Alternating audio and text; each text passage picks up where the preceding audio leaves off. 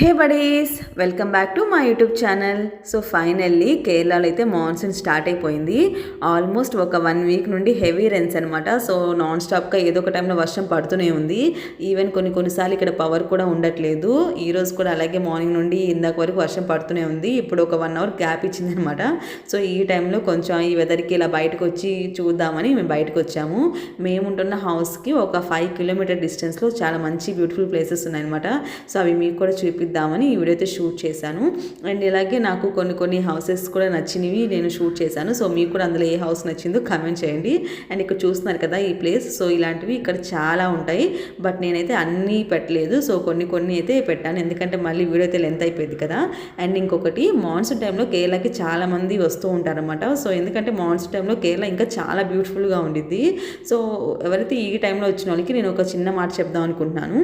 మీరు మాన్సూన్ టైంలో కేరళకి ఇప్పుడు కాకుండా ఒక 1 month or 2 month starting time కదా ఇప్పుడు, సో అప్పుడు వస్తే బెటర్ అని నా ఒపీనియన్.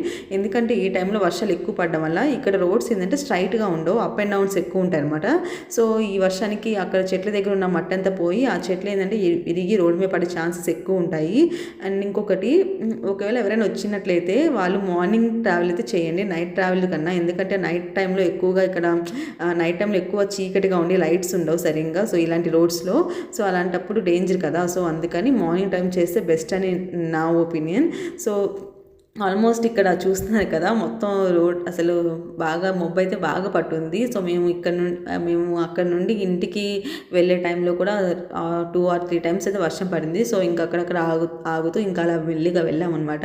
సో మ్యాక్సిమం ఏంటంటే కేరళలో చాలామందికి కార్సే ఉంటాయి, ఎందుకంటే ఇక్కడ వర్షాలు ఎక్కువ పడుతుంటాయి కదా. సో ఈ వర్షాలకి మనం బైక్ మీద వెళ్తే చాలా రిస్క్ అనమాట. సో కార్ అయితే బెస్ట్. ఈవెన్ చిన్నపిల్లలు ఉన్నకైతే చాలా బెస్ట్. మేమైతే మా బుడ్డని బయట తీసుకొని వచ్చాం కదా. సో ఇలా వర్షం పడడం వల్ల ఒక్కొక్కసారి షూట్ చేశాను అండ్ ఒక్కొక్కసారి షూట్ చేయలేకపోయాను, ఎందుకంటే బేబీ తడిచిపోయింది కదా. సో అలాగా అందుకని యాక్చువల్గా మ్యాక్సిమం ఇక్కడ ఏంటంటే ఈ మాన్సూన్ టైంలో కానీ మ్యాక్సిమం టైంలో అయితే ఇక్కడ వీళ్ళకి కారు ఉండడమే చాలా బెస్ట్ అని నా ఒపీనియన్, బైక్ అన్నా. అండ్ ఇక్కడ చూస్తున్నారు కదా, ఈ బ్రిడ్జ్ ఏంటంటే చతుర్థి తర్వాత పైంకులం అనే ఊరు వచ్చింది అనమాట. సో ఆ పైంకులం ఊరికి స్టార్టింగ్లో ఉండిద్ది. సో దీన్ని పైంకులం బ్రిడ్జ్ అంటారు. సో అక్కడ వీడియో తీసాను అనమాట. దీని తర్వాత కూడా రెయిన్ అయితే స్టార్ట్ అయింది. సో ఇంకా నేను అక్కడ నుండి షూట్ చేయలేము, కుదరలేదు, ఎందుకంటే బేబీ ఉంది కదా. సో ఈ లొకేషన్తో ఇంకా ఎండ్ చేసేసాను. ఆల్మోస్ట్ ఇంటి దగ్గర కూడా చేసాం. ఓకే గాయస్, మీకు కనుక వీడియో నచ్చినట్లయితే please subscribe to my channel.